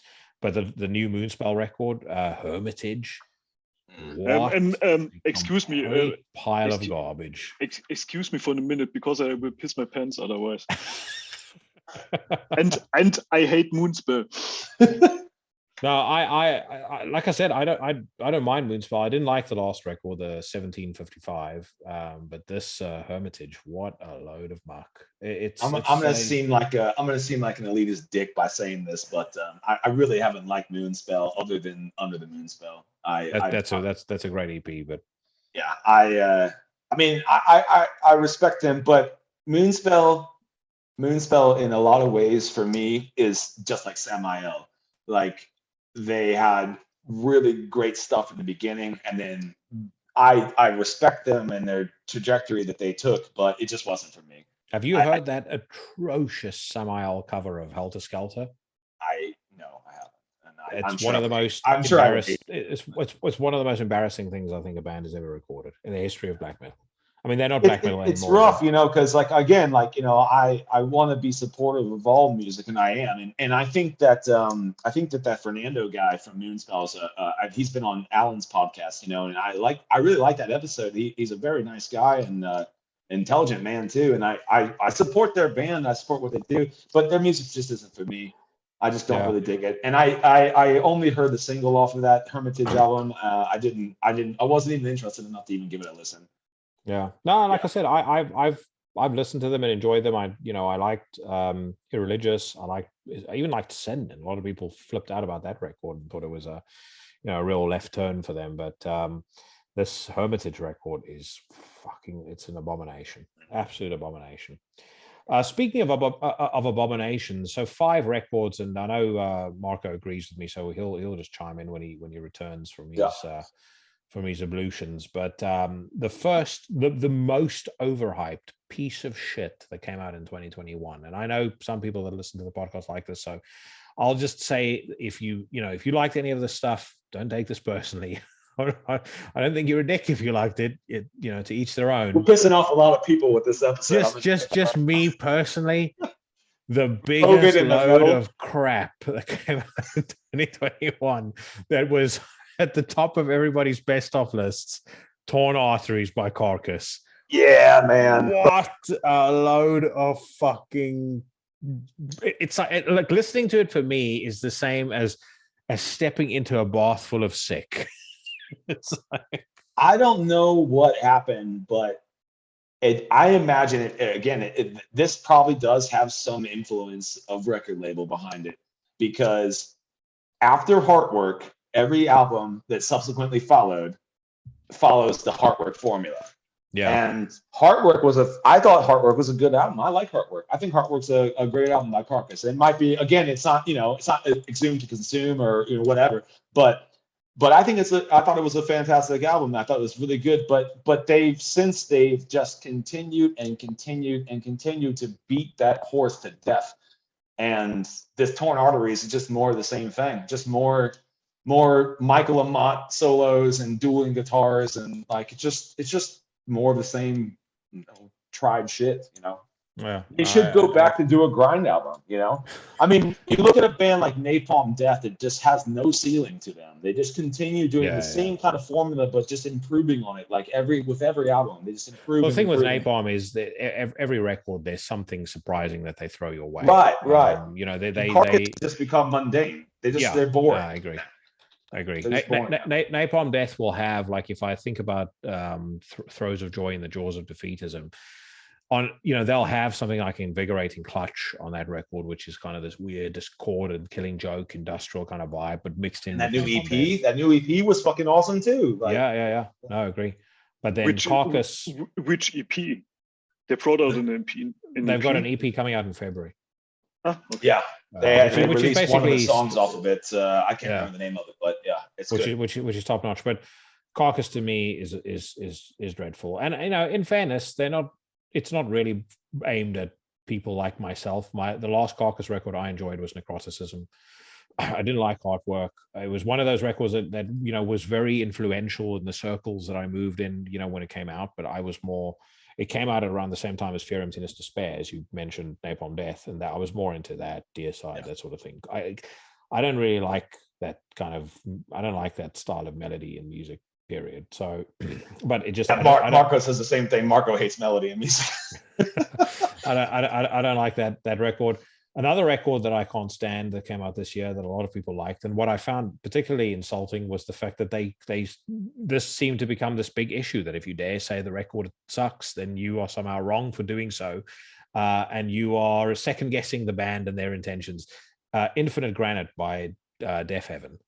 Like, firstly, there's nothing granite about it. It sounded to me like I was listening to an Anathema record. Like one of the later stage Anathema records. They did this like EP that was like had a song. I don't know if that EP was called this, but I know the song was called Black Brick, and I thought that was really good, you know. And I thought that the new album was going to kind of follow in that line because it was really black metal and it was really intense. But yeah, Deaf Haven's one of those bands that I also have a hard time with when it comes to like their music. I will say I saw them live one time at a festival, and they put on a really decent show. But what's the Sunbather? Was that one, the big popular one? Sunbather, yeah, Sunbather. Yeah, it was okay. Terrible name for a record. You know, it's too shoegazy for me. You know, it's like, you know, I don't know. It's too, like I said, just a little bit too shoegazy, I suppose. And yeah, kudos to them, but not interested. Not interested. I saw it came out. I had no interest to listen to it. Not my vibe. But like I said, I will say that they have they do. I think that Deaf Haven does have the capability to put out good music. Like I said, I really did enjoy that Black Brick song. And I've seen, like I said, I saw them live too, and like they did put on a good show.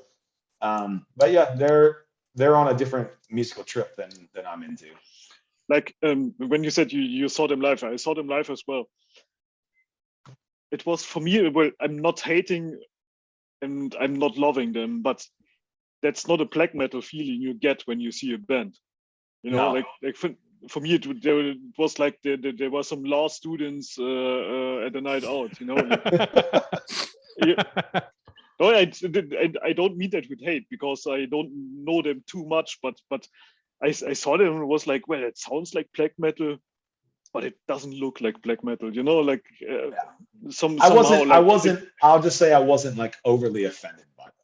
Yeah, they didn't. So that brings up another point that I think is incredibly important. I know people go images and everything, but you know, it comes back to that point that I said about people trying to turn this into this fun, accessible music genre. I wasn't attracted to it because it was fun and accessible. You're attracted to it because it's dangerous and there's an air of mystery around it and it's menacing. I find people like Attila and Mortus, I find those people interesting, and Gall, I find those people interesting precisely because they are such abrasive personalities, and there's such a kind of sense of menace and rebellion about them. I don't want that to change. And I don't understand why bands think that it's an effective strategy to go, oh, well, we're going to have a rainbow in our logo to show people how much we care. You can be socially conscious, but you don't have to ram it down everybody's throat and signpost it and go, you know, as I said, have emojis in your in your Facebook posts and have all these fun little quizzes on Twitter with your fucking stupid band. I don't agree with any of that stuff. To me, that's it's on a par with smiling in between. But that's some kind of extreme as well. But you don't have to do that. You have to be like the most evil dude on earth to make black metal. Just to, you know, like it just doesn't fucking matter, you know. No, I agree. You don't have to have like 100 upside down crosses just to be black metal, you know. Like, no, I agree. Well, look at some of the most grim shit that's come out. You know, I spoke about the Cleese record earlier. There's nothing like overtly satanic on that record, but it's one of the most insanely dark, like suffocating records that's come out for a very, very long time. But then you've got something like Funeral Mist or Funeral Winds even, that has that old school feel to it, and it's just fucking brilliant. but that's real. And when we talk about like Death Heaven or like the emoji shit you just talked, that's just the extremes, Yeah. Just keep it in the middle and just be yourself. I mean, you don't have to. That's what I would exclude from the scene. No, it's fine. I mean, like extreme in the wrong direction, No, I know. I'm just fucking around. You don't have to walk around with corpse paint 24/7. No. I agree with you there as well. Just keep it real. And when sorry if I interrupt you, but when I see like people like Mortus or even like Morgan from Marduk, I know these people are genuine, Yeah. And well, I mean, think about it. Gall isn't exactly, he's not running around with corpse paint anymore. He's one of the few people that's created black metal in the last couple of years that has no screaming on it. Yeah. I mean, there's no denying that Ghosts Invited is a black metal record. There's not a single scream on the record. Everything is clean singing. Yeah, so, it's the same with me with the Darkthrone guys. Well, these guys are real. They fucking created somehow this kind of music, and it breaks my heart that they just turn their back on it. Yeah. No, I agree with you. And Gall is a good example too of somebody that doesn't compromise for nothing. Yeah. He just does what he does, and I mean, he has the luxury of being Gall, but at the end of the day, I legitimately believe like that guy is that guy. Like, well, I can tell you now, having spoken with him, there's no difference. Like we spoke off camera off camera for half an hour. There's zero difference. He's not pandering. I guarantee. No. I mean, the motherfucker paints paintings that he doesn't even want to sell. Like, you know what I mean? Like, he's like, you can't buy this. So like, what if I give you $1 million? Like, you still can't buy it. Like, he doesn't care. He doesn't care, Jackie, you should have invited him for tonight as well. That'd be great. Oh, God. No, he's what I for sure hope though is that I'll get to meet him in person, because I think if I could meet him in person, I think that'd be a very, very cool conversation. You can just stop by at his gallery and where is it, Bergen, right? Bergen, yeah. Bergen, well, what Katie suggested we do is we go there for what's that festival called that they Inferno? Yeah. No, that's in Oslo. I think it's not Inferno, it's something else. I think Hole in the Sky, wasn't it? No, it's not Hole in the Sky either. Bloodfest? No. It's let's call it Bergen Black Metal Festival. Bergenfest. It can't be Bloodstock because that's an unsafe space now, mate. I mean, so we all go to Bergen and annoy a guy. Yeah, pretty much. Yeah. Strength in numbers. He can't kill us all. He can only tie up and beat up one of us. Like, yeah. So next overhyped pile of shit. We don't necessarily have to dwell on these so much, but I'll say the next two. Gojira Fortitude, total crap. Rivers of Nile, The Work. When I heard the title, The Work, I was like, immediately, this is shit. The Work. Is it really called The Work? But it's called The Work, and then the worst thing, and I despise it. I could barely stand it on the new At the Gates record is Saxophone, but that's all over it, and everyone goes on about how great it is. But then one band I thought I would pause on for a second, because I've come to realize that as much as I used to like this band when I was young, I really hate them now, and that's Fear Factory. And this new record of theirs, Aggression Continuum. When I heard the chorus on that first single they released, the look into my eyes and you will see, I am not afraid of destiny. That's another band that, like, again, that's 100% that's influenced by record labels and stuff like that. I mean, Dino and what's his name fucking hate each other. They just did that album to get it out there because they were contractually obligated to get that fucking album out. Like, I mean, yeah, it's. I mean, I went back and listened to the older stuff as well. I can't stand that either. I mean, if you're not doing, I could do with what was it called with demanufacture. I think that was quite decent.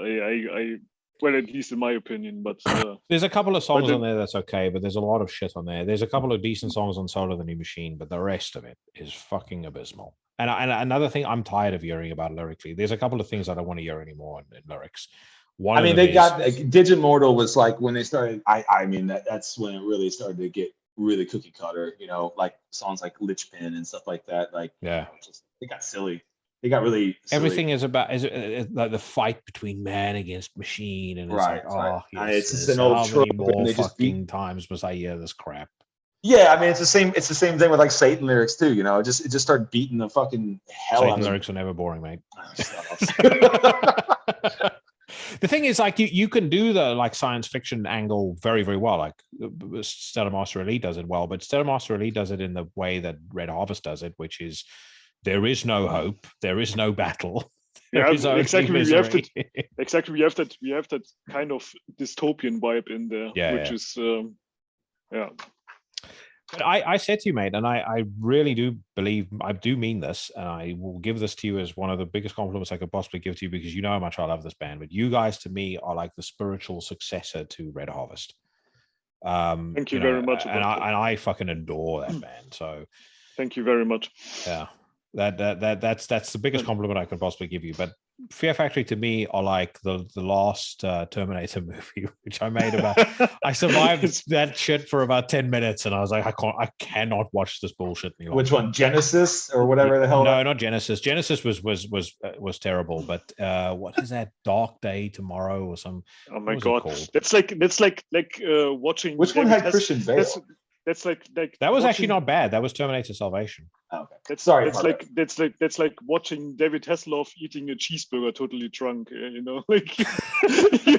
No, it's Dark Fate was the last Terminator movie, and it was literally like masturbating. Was that the one that they brought Sarah Connor back? Blades. Yeah. When did it come out? I saw that one. Yeah, it was garbage. It came out 2 years ago. Oh my god! Yeah, Sarah Connor's back. Sarah Connor's like the main role, and then Arnold Schwarzenegger lives in a cabin in the woods somewhere, and he's married as well. He's married. He's married. I guess it's good that I didn't see it. Yeah, don't watch it.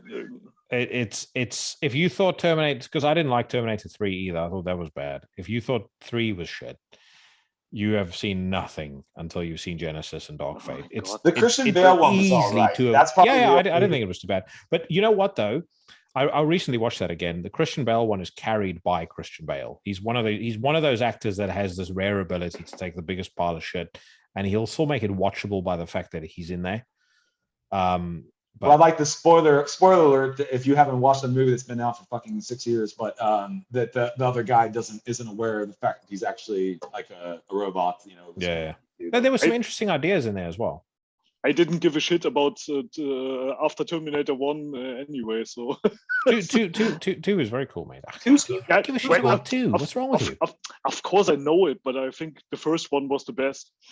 No, 2 I think is very, very good. But 3... young Ed Furlong, man. You don't like Ed Furlong? What's wrong with you? By the way, just speaking of movies, did any of you guys watch Dune? What one? Dune. Mm-hmm. Very good. Not very, yet. Very good. Is I procured a very high quality 4K version and watched it at home with these speakers and stuff. It's incredible. I was a bit afraid to go to the cinema because when I thought like a new Dune, I don't know, but is it worth it? Yeah, okay. It's very good. It's I think you pronounce his name Denis Villeneuve. And he's an incredible director anyway. Villeneuve, he's great. He did Sicario, he did Blade Runner 2049. But it's always the issue with some kind of remakes of movies and so on. And I have a problem with that. Me too. I used to watch that Lynch version with my dad growing up, and that movie has such a huge place in my heart. I don't know. I was kind of This one is I would say this is an awful lot darker than the Lynch version. Much darker. It sticks more closely to the source material. How can it be darker than the Lynch version? Yeah, I don't know. I mean, I've watched the 6-hour director's cut of that movie. I don't know. Darker. I was about to say. I thought you were going to say. I watched the remake of Ash Worship 7, and just the way they've done it this time is just not right. So let's listen. If they don't have a young Sting with fiery red hair, I don't want to see it, man. I'm sorry. So let's or a young Patrick Stewart, by that matter, either. In the spirit of Christmas, let's close off with a discussion about. And I did say all along I wasn't going to do my best of list until next year because I wanted to wait for stuff. And then sure enough, the announcement comes, Funeral Mist releasing a new album. And like I said, there is a very, very little chance that I'm ever going to have a top 20 list ever in any year when Funeral Mist doesn't feature on. So I didn't want to get caught out because last year there were two bands that I heard, one of them being Lotremont and the other being Quinn Reichsal, that I would have put on my top 20, but I only heard them in like February. So I was pissed off about that, and I thought to myself, okay, this year I'm not going to do that. I'm going to wait till the very end of the year before I start drafting anything. And I've kind of got a 90% draft done, but this Funeral Mist album has come about, and it has thrown a fucking, I don't know if you a fox into the chicken coop. Jesus Christ, it's good. Oh my God, it was so fucking awesome. You know, when I gave it the first spin, there was like immediately like Children of the Urn and Hooks of Hunger. Yeah. Which were like totally, like totally kicking me to the ground, you know, like, oh my God. Well, it's like I said, like the first thing that I thought when I heard that opening track, you know, when you hear that build up with a Gregorian chant, the opening track's called Twilight of Flesh, and it's got this crazy atmospheric build up with this cool Gregorian chanting. It sounds super evil. In my mind, I just thought to myself, this is literally Daniel Roston saying, okay, little boys, I'll show you how this shit is done. Yeah, really. And I was so really amazed how that guy, like, about the dynamics of that album, you know, like especially in Children of the Urn, when it goes like ding ding ding ding ding ding ding ding ding ding ding ding ding ding. Yeah, I love that. No, there's some parts, I can't remember the name of the song. It's like, I think it's track 7, but they're playing around with these tremolo parts where they like kind of speed up and slow down, like just. I think that was that was the Children of the Urn. That is okay. With the children's choir. Yeah. Well, he's also, as you pointed out when we exchanged messages about this, he's one of the only people that knows how to use a children's choir and still make it sound good. Yeah. It's not. Really. It's a far cry from Jesus Christ. Yeah. Or the werewolf.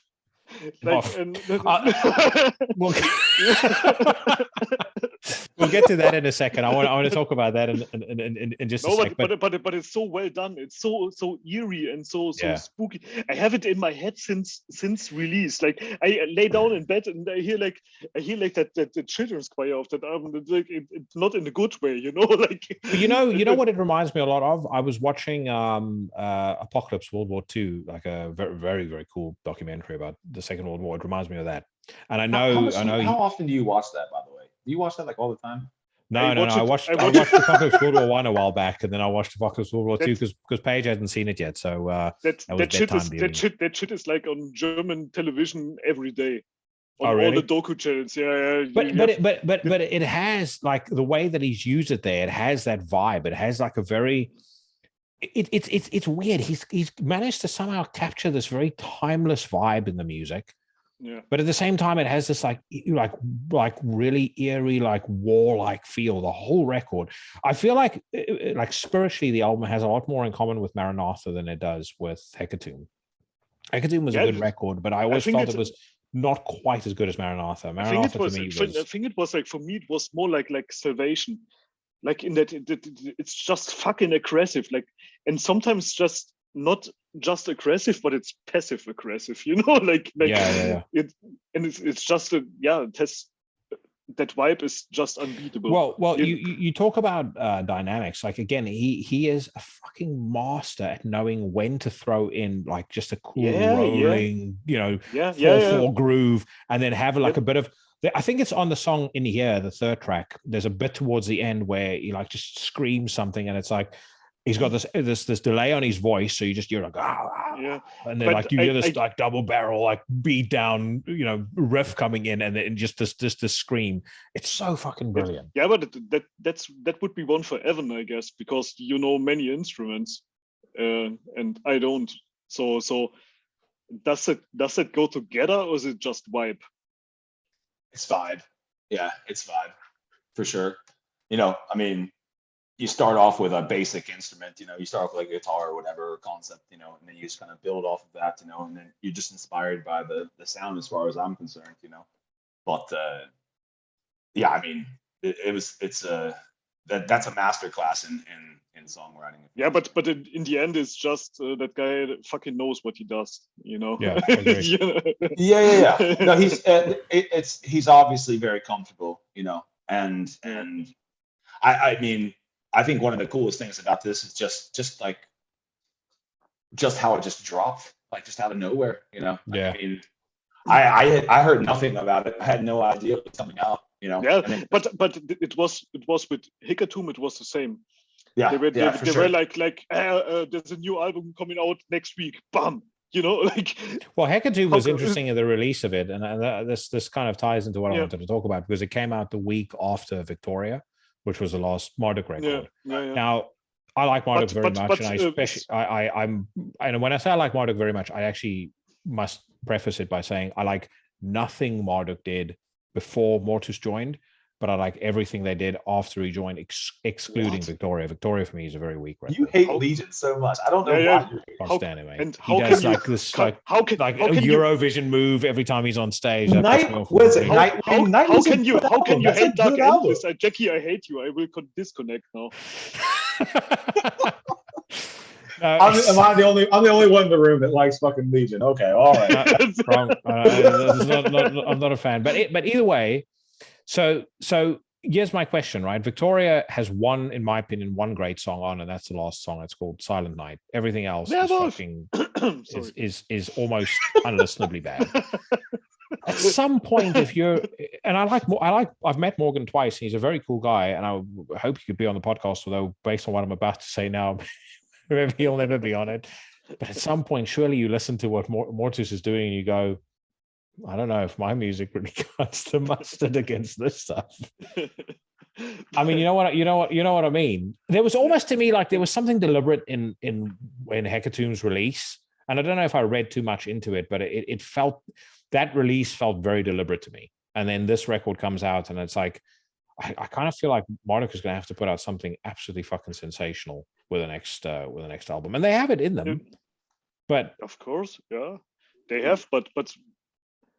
It's like Funeral Mist is a total different universe than Marduk is. Yeah, but listen to a record like Wormwood though. How far is Wormwood removed from Funeral Mist? I don't think that far. Yes, it is, because of the. I agree. Yeah, I think it's like with Funeral Mist, the instrumentation is like so, like I would say even like prog black metal in my opinion, and Salvation was as well. If you listen to The God Supreme, for example, you have that really weird drum part in the beginning, and Marduk would never do that. Like these. Yeah, no, that's a fair point. That's a fair point. I still say though, I mean, it feels to me like his influence in Marduk has diminished, because you could definitely tell he would contributed to Romans 5:12. And I know it because I interviewed Morgan at the time, and he definitely contributed a lot to Wormwood, probably a lot to Serpent Sermon, and then from there, his influence in the band seems to diminish. Yeah, but I guess Mortus, like some kind of elevated Marduk, or some kind of funeral misted Marduk somehow. Yeah, but just a little bit, like it's just it got different when he joined, of course, because then you have Panzer Division Marduk, you have Opus Nocturne and stuff like that, and Marduk would never sound the same with these members, like it just, yeah, I guess By the way, just as an aside, have either of you two guys seen the video of him judo throwing the dude on stage? Yeah. I was at that show. Really? Yeah, that's at the DNA Lounge in San Francisco. Was that guy you that's got? No. So that show, it's at this place called the DNA Lounge. So the stage is like, it's right in the middle. Yeah. So if you look where your mouse is right now, Jackie. Yeah. So those stairs that are going up, they go up on both sides. They lead to the balcony on the second floor of this venue. So there's a whole balcony and another bar on the second floor. And during a band's performance, there's no people allowed to go up and down. But if you're already upstairs, you can just go down the stairs and jump on stage. Like this poor idiot did. So this guy did that. Oh my God. And then he's about to get fucking... Oh my God. That must have hurted like hell. My God. And then he just rolls him off, I love that. But I mean, he literally, like, if you the way that he hip tosses him, the dude must land with his spine straight on that monitor, totally on the monitor. Like, oh my God! Oh fuck! Well, that makes me respect him a lot more, actually. Did you see that video of Mortus slapping the phone out of that guy's hand? No, but I just saw it. It just came up when I looked at the look at Mortus that. versus Fan. Hold on. Yeah, that's fucking great. Which seems to be at the same venue as well. No. That was somewhere else. This was one where you were at. No. This is the one at San Francisco. Yeah. Oh no. That's it's the one. It's the same one. That's the one, but there's one video where Mortus, you see like some guy or girl, I don't know what, like is filming the stage and is filming with her phone or with his phone in his face, and that guy comes and slaps the phone out of his hands. It's fucking awesome. I'll need to find that. Wrong one to fuck with. Wrong. Yeah, really. And I like dying fetus, by the way. aren't they coming from your states, Evan? What's dying that? Fetus. I know they're coming. Dying fetus are like from Washington, aren't they? No, Maryland. Yeah, they're from Baltimore. Maryland. I mean, that's Mean Streets. That's why they're so hard. Yeah. This one. And look at this face expression now. Bam. Badass dude. I fucking love him. Not somebody you want to fuck with. No, he's but for me, this, I mean, I've always thought it, and I've spoken about it so many times on the show. People think I've got a fucking crush on the guy, but as far as like the Mount Rushmore of black metal men, him, Attila, Quell, those are definitely included. I mean, everything I love about black metal is summarized in those three people.